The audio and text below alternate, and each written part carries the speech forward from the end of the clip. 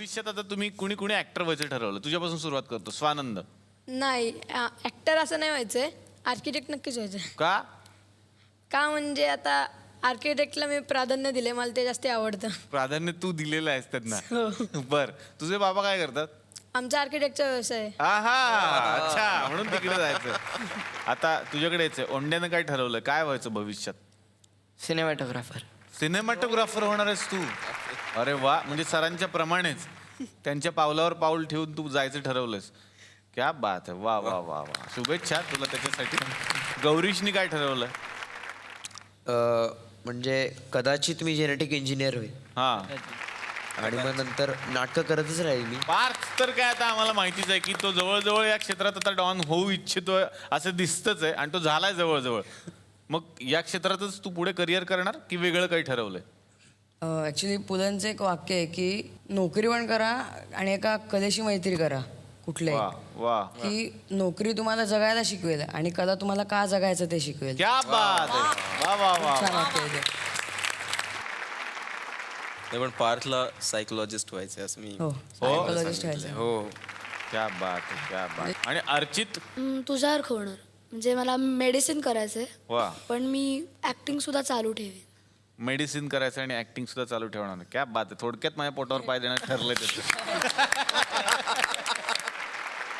हा जरी विनोद असताना अर्चित, तरी सुद्धा मला खूप अभिमान आहे की मी मेडिकलचा विद्यार्थी आहे आणि मी आयुर्वेदाचा विद्यार्थी आहे. मी आयुर्वेदाचा अभ्यास केलेला आहे. आयुर्वेदानं मला अनेक गोष्टी दिलेल्या आहेत आणि त्यातलीच एक महत्त्वाची गोष्ट दिली ती म्हणजे योग अभ्यास, ज्याला आपण योगा म्हणतो. आणि कालच म्हणजे 21 जूनला आपण आंतरराष्ट्रीय योगा दिन साजरा केलेला आहे. योगा ही एकमेव अशी भारतीय प्राचीन वैद्यक पद्धती आहे ज्यामुळे आपण अंतर्बाह्य निरोगी राहू शकतो. तुम्ही सुद्धा दिवसातला थोडा वेळ काढून योगा करा आणि अंतर्बाह्य निरोगी राहा. अविनाशजी, बर्लिनमध्ये जेव्हा तुम्ही हा सिनेमा मुलांना दाखवला होता तेव्हा त्यांची काय प्रतिक्रिया होती? वर्ल्ड प्रीमियर पहिल्या स्क्रीनिंगला मुलं अशी बाहेर रांगा लावून उभी होती आणि तिथल्या शाळांना त्या फेस्टिवलच्या काळाच्या दरम्यान सुट्टी दिली जाते. त्यांना फिल्म्स, वेगवेगळ्या देशातल्या फिल्म्स बघण्यासाठी तिथे आणलं जातं. कल्चरचा भाग येतो बर्लिन फिल्म फेस्टिवलचा. आणि 1400 सीटर ते ऑडिटोरियम होतं, इतकं मोठं. ज्यावेळी मी, अर्चित आणि अमृता आम्ही आतमध्ये शिरलो तर सगळा गदारोळ तिथे माजला होता. फिल्म संपल्यानंतर ज्यावेळी क्लायमॅक्स सुरू झाला आणि संपली फिल्म, त्यावेळी 7 मिनिटाचा अपलॉज होता फिल्मला. वा, 7 मिनिटं ती लहान मुलं म्हणजे ओरडत होती, टाळ्या वाजवत होती. अर्चित तर स्टार झाला होता, त्यांनी जवळजवळ 100-200 ऑटोग्राफ साईन केले असतील क्या त्या बात दिवशी. आहे, क्या बात. तर त्या ज्युरीनी किल्लाला बेस्ट फिल्मचं वा. पारितोषिक दिलं. तर आज अमृता आमच्यामध्ये आहे म्हटल्यानंतर गाण्याची रिक्वेस्ट तर झालीच पाहिजे, पण गाण्या अगोदर मला यायचंय अमृताच्या ती फुलराणीकडे. बरं, मग गाणं म्हणते त्यातलं. मला फोरिस्टाच्या म्हणजे मी मंजुळा साळुंके रस्त्यावर फुलं इकती, पण माझा सपाणलाही मोठं आहे. फॉरेस्ट म्हणजे कोण कळलं का तुम्हासनी? फ्लोरिस्ट, फुलाचं दुकान असलेला माणूस, कळलं?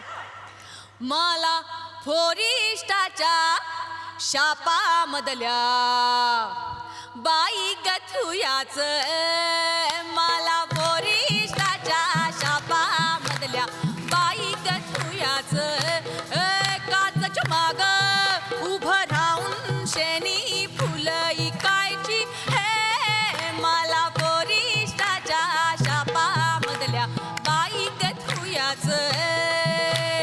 तिथल्या पोरी कशा किसपिस मंजूळ बोलत्यात, इंग्लिश बोलत्यात ना तिथल्या पोरी. हा, मग तिथल्या पोरी कशा किसपिस मंजूळ बोलत्यात.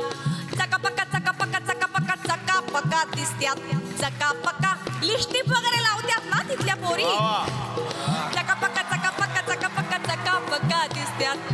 मला फोरिस्टाच्या शापामधल्या बाई गथुयाच, मला फोरिस्टाच्या शापामधल्या बाई गथुयाच, काचच्या माग उभं राहून शेणी फुलं इकायची, हे मला फोरिस्टाच्या शापामधल्या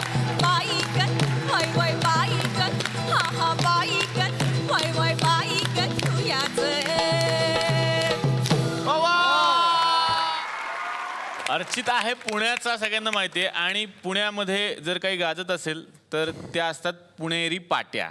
तर पुणेरी पाट्यांवर तो एक छान परफॉर्मन्स करतो. तर अर्चितचा हा परफॉर्मन्स आम्हाला बघण्याची खूप इच्छा आहे. नुसती पाटी आणि पुणेरी पाटी यात फार मोठा फरक आहे. ठिकठिकाणी लावलेल्या पाट्या फक्त पुण्यातच दिसत असाव्यात आणि त्याही साध्यासुध्या शब्दात नाही तर अस्सल पुणेरी भाषेत खोचक शब्दात लिहिलेल्या असतात. आता उदाहरणादाखल आपण काही नमुने पाहू.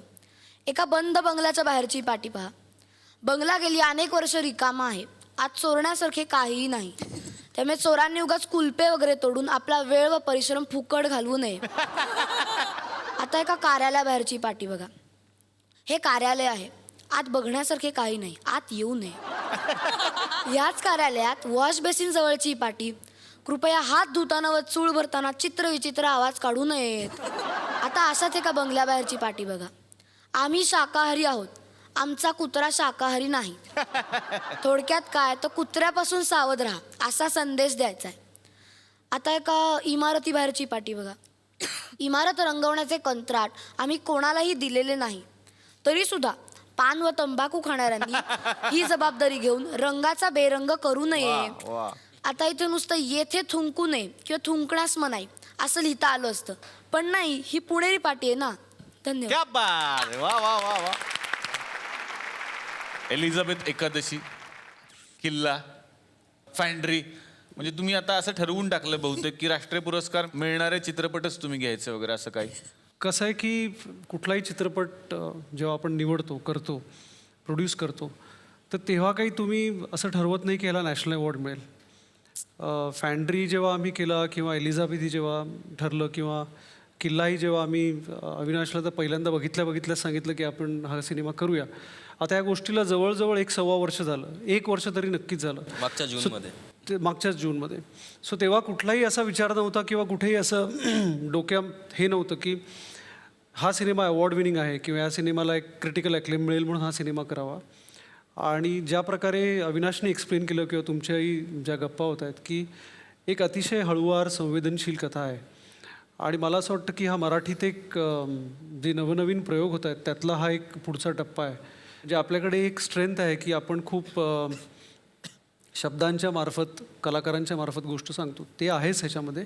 पण चित्रभाषा जी आहे या सिनेमाची ती एक्स्ट्रॉर्डनरी आहे, आउटस्टँडिंग आहे. म्हणजे ती फिनॉमिनल आहे. तुम्ही जर अविनाशचा बर्लिनचा किस्सा ऐकलात तर तुम्ही चकित व्हाल की बर्लिनमध्ये जवळजवळ 1200 मुलांनी हा सिनेमा बघितला. वा. ज्यांना मराठी भाषेचा काहीच संबंध नाही त्यांना माहिती नसेल कदाचित. पण कुठेतरी हा सिनेमा म्हणजे जी सिनेमाची एक पॉवर आपण म्हणतो की सिनेमा भाषेच्या पलीकडे पोचतो किंवा सिनेमालाच एक भाषा नसते, त्याची एक स्वतःची एक शैली असते. सो तसा मराठीतनं आलेला हा एक एक्सेप्शनल सिनेमा आहे असं मला वाटतं.